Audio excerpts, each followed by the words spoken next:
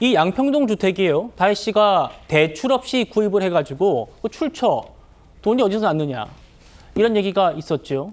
무슨 돈으로 7억 6천만 원의 주택을 살 수 있었을까라는 거였는데요.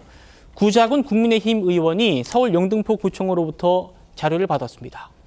다혜 씨가 어떻게 주택 취득 자금 조달 입주 계획서를 냈느냐. 그 계획서를 받아봤더니 임대보증금이 있다. 이 얘기는 뭐냐면 전세를 끼고 샀다는 거예요. 갭투자라는 겁니다.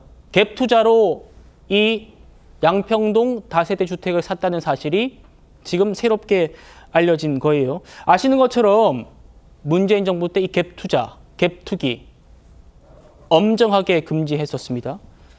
국토부 장관 후보자가 사퇴하는 일까지 있었고요. 그런데 대통령 자녀가 갭 투자로 집을 샀다라고 해서 지금 또 논란이 되고 있습니다. 당시 문재인 전 대통령 얘기 들어보시죠. 정부의 의지는 확고합니다. 부동산 투기와의 전쟁에서 결코 지지 않을 것입니다.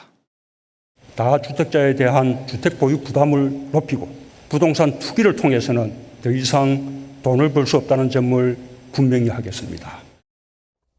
자, 투자인지 투기인지 이거는 뭐 사람들마다 관점에 따라 다를 수 있기 때문에 그렇습니다만 어쨌든 지금 중요한 거는 문재인 정부 때는 집을 거주의 개념으로 써야 된다.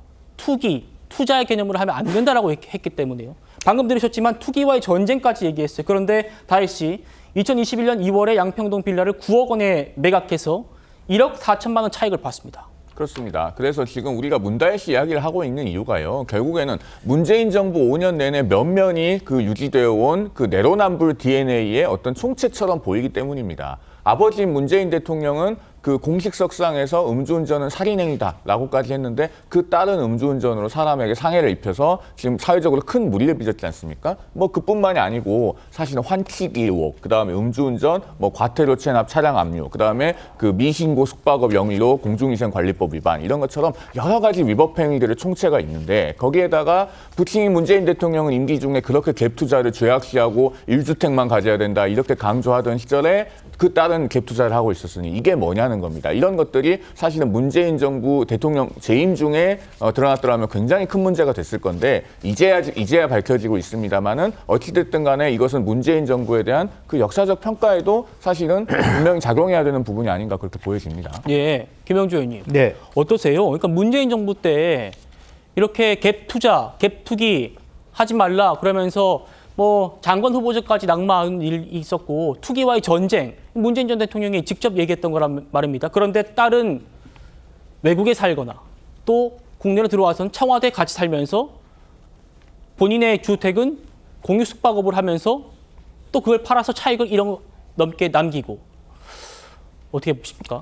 그러니까 문재인 대통령이 처음에 청와대 들어갔을 때 모습이 떠오릅니다. 말하자면 치약 하나, 칫솔 하나까지 내 개인 돈으로 사겠다라고 하는 어떤 의지의 표명이라고 하는 것들.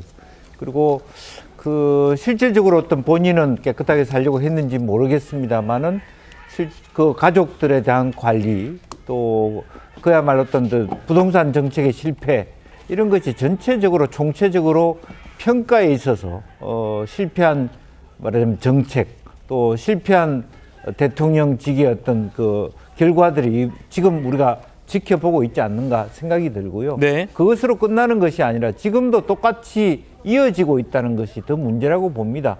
특별감찰관의 문제, 또 민정수석실에서 대통령 가족들과 주변 측근들에 대해서 온정주의적으로 다뤘던 그런 문제들이 계속적으로 덮여지지 않는다는 부분이에요. 그래서 더군다나 결과적으로 문재인 대통령은 두고두고 평가에 있어서도 결과적으로는 좋은 평가를 받기 어려운 그런 처지에 놓여 있지 않느냐 그렇게 보여집니다.